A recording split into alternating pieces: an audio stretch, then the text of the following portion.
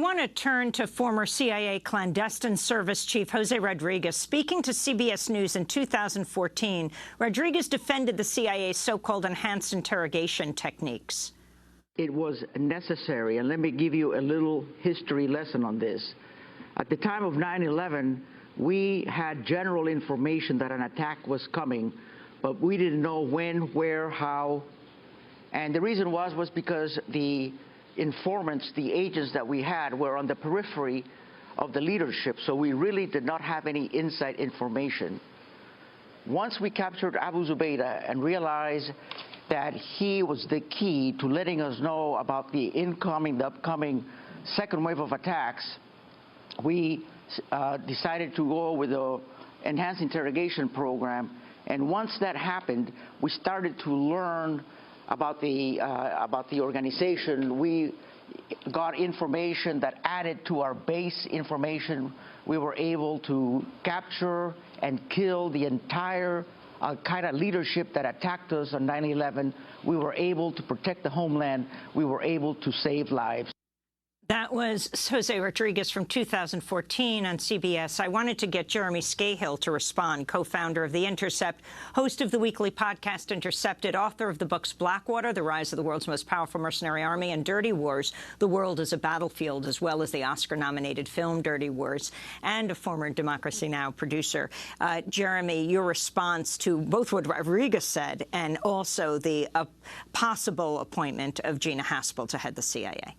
Well, first of all, I mean, Jose Rodriguez is the guy who wrote in his memoir, which is called Hard Measures, sounded like it was like a porn movie or something, that when they decided to start torturing people around the world, that it was the CIA and the Washington establishment putting on their, quote, big boy pants, is how he referred to it, just to give you a sense of the kind of infantile mentality that some of the people that John Kiriakou was describing had. And I think that there is substantial evidence to suggest that some of the people involved with this program, I don't know directly about Gina Haspel, but others seem to really enjoy torturing people, placing them in boxes, exploiting their fears by using psychologists and other mental health professionals to come in and say, what are they actually really afraid of? What's their deepest, darkest fears? And then exploiting those. So if someone was afraid of spiders, they would put them inside of a box that they referred to as a coffin, and then they would put a caterpillar inside of the box and tell the person that it was a tarantula that was in the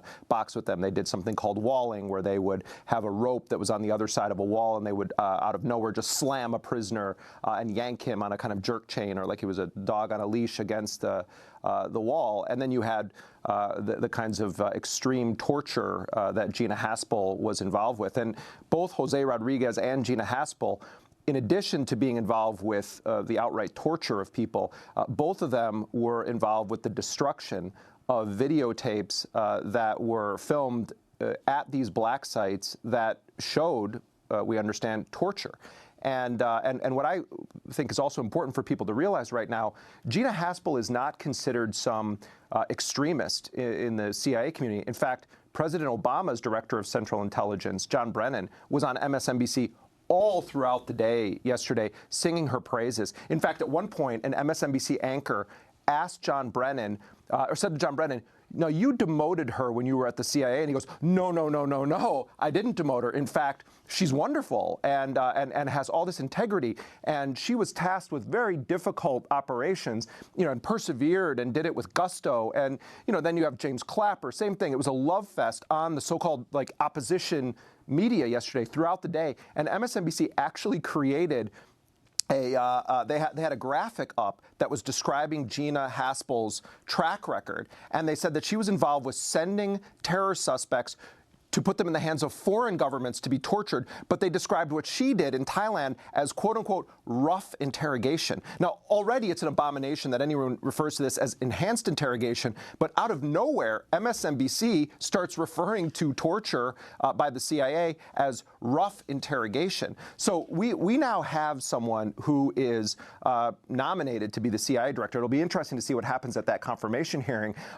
one possibility here, my colleague Matthew Cole and I were discussing this yesterday, is that Trump knows that she's going to have a very difficult time being confirmed as CIA director. Now, maybe that's not true. I think a lot of Democrats, Dianne Feinstein has already come out and sung the praises of Gina Haspel. But Trump is sort of portraying this as she's going to break the glass ceiling and become the first female CIA director. Of course, they choose a woman who, as The Onion put it, had to torture many more people than her male colleagues to prove herself.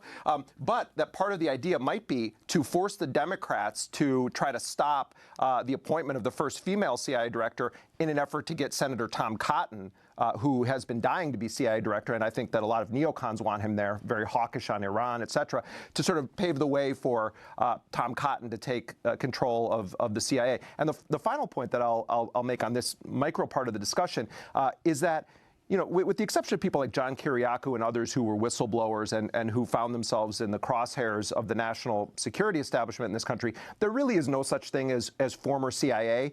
And I think it's very telling that across the board, when you hear all these pundits who were former senior CIA, DNI, FBI, naval intelligence analysts, they're all on the same page. Ned Price, who was the spokesperson for the CIA under Obama, just heaping praise on Gina Haspel all throughout the day. Nothing will fundamentally change in this country with torture, with war crimes, unless we hold those who did the torture accountable. Gina Haspel does not belong as head of the CIA.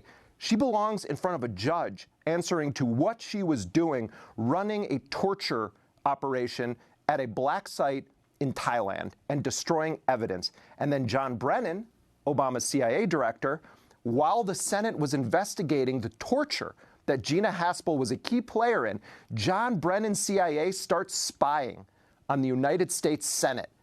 This is the investigators who are investigating the very torture that Gina Haspel was directly involved with. It was Obama's CIA director who was spying on the Senate. The Senate investigators were given access to closed-net computers and so that they could review documents. And of course, the CIA wanted no pages released. What ended up happening is the Senate released a several hundred-page executive summary of a report that is still not public, that was thousands and thousands of pages. So Brennan and others at the CIA were concerned about this investigation, and they began monitoring what the Senate investigators were looking into. So, this isn't just like, oh, we have Mr. Out-of-control Putin asset Donald Trump putting this horrid torturer in power. No. The hashtag resistance, in terms of former intelligence people that are on the liberal networks, they love Gina Haspel.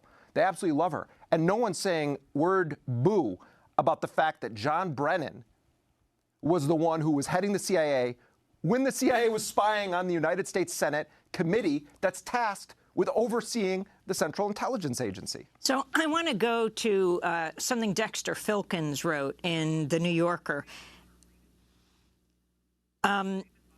Actually, it was Raymond Bonner in the New Yorker about questions beginning to swirl about the Bush administration's use of black sites in the program of so-called enhanced interrogation. It's rough interrogation now, Amy. Haspel began pushing to have the tapes destroyed. She accomplished her mission years later when she rose to a senior position at CIA headquarters and drafted an order to destroy the evidence, which was still locked in a CIA safe at the American Embassy in Thailand. Her boss, the head of the agency's counterterrorism center, signed the order to feed the 92 tapes into a giant shredder.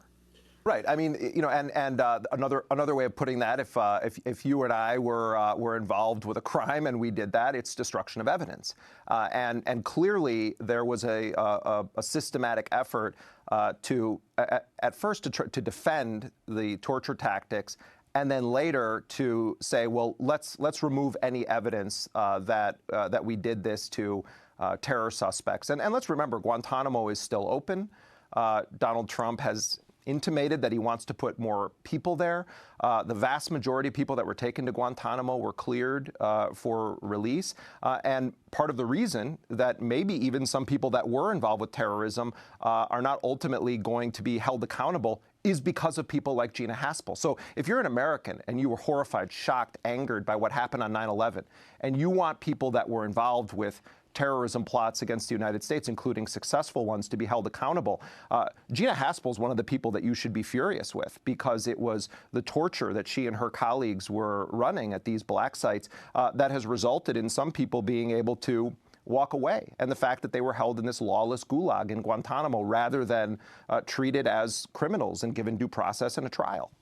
We're going to break and then come back to this discussion with The Intercept's Jeremy Scahill, who will be joined by his colleague Lee Fang, and also longtime CIA officer John Kiriakou, who worked at the time in the CIA with Gina Haspel, who's now being considered to be director of the Central Intelligence Agency. Stay with us.